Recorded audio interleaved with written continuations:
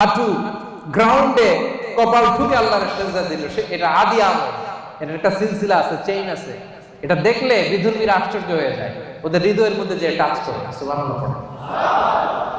এজন্য আজকের এই সেপাঙের প্রোগ্রামে আমরা তাফসীর প্রোগ্রাম 2023-এ সেপাঙের ভাইরা ওয়াদা করতে চাই, নামাজ ছাড়বো না। নামাজ ছাড়বো না। আগে নামাজ, পরে অন্য কাজ, ঠিক কি না?